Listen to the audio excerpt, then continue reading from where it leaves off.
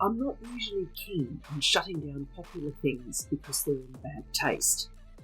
But I always thought Jeremy Kyle was wretched, a 21st century version of the Colosseum, making poor and working class people fight to the death figuratively instead of literally.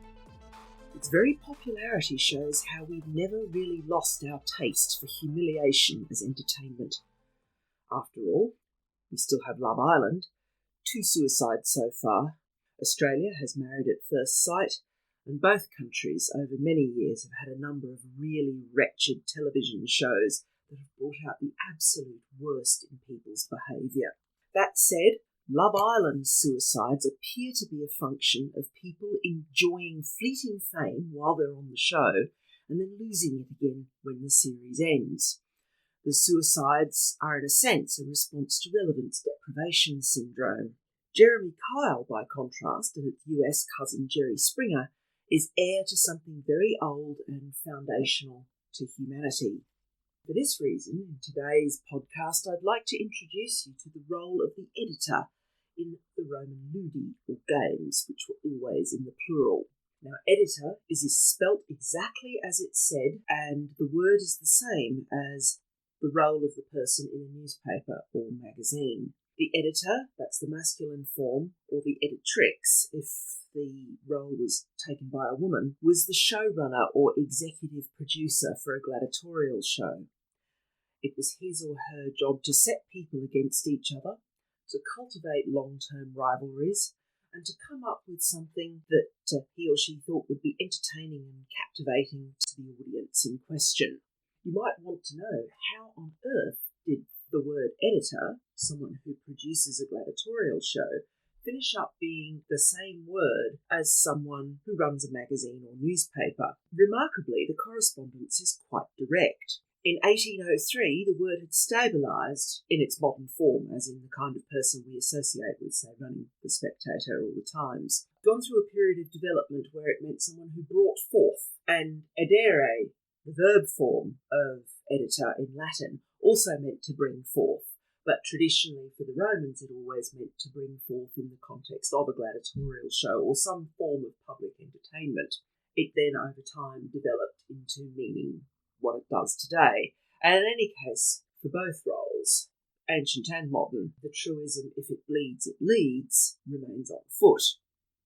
So, on Jeremy Kyle and Jerry Springer, for example, there were separate corridors for rivals. So, for example, an individual who had to look after a guest had to make sure that they didn't meet another guest who was going to be on the show at the same time, particularly if they were opponents, and it was one of the scenes or setups where Jeremy Kyle was attempting to make people fight on stage, preferably verbally, but it did sometimes happen that actual punch-ups and head-butting would occur in front of the studio audience. And indeed, there was an incident like this in 2007, and of course, because it was a filmed assault, it was subsequently brought to trial, and it was that led a Manchester judge to describe the Jeremy Kyle show as a form of human bear-baiting. So what was happening on Jeremy Kyle and on Jerry Springer and some of these other plumbing the depths reality TV shows isn't too far removed from what the Romans were doing. It's just we kill fewer people, we're more uncomfortable about death as entertainment, and we're also willing to make excuses in the case of a suicide.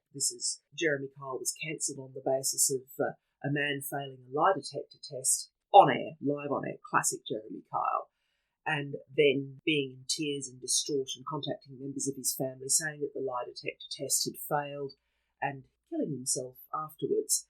To be fair, the excuses we make about suicide aren't all false. Suicides happen for a range of reasons, and it's safe to say that an individual who kills themselves after being on a TV chat show probably had a lot wrong with them already, and it was just that the TV chat show was the proximate cause, after lots and lots of other things were clearly really rotten about their lives leading up to that. But Jeremy Kyle, standard format, DNA tests, rows, fights. Jeremy Kyle telling people to get a job, that was one of his taglines. The extent to which the entire show was made by a posh person for the amusement of posh people is very real. Jeremy Kyle went to Reading Bluecoat School, and his father was personal secretary to the Queen Mother. He was posh. However, posh people having a laugh was only part of it. People were always keen to be on the Jeremy Kyle show, in much the same way that roughly half of gladiators were freeborn volunteers.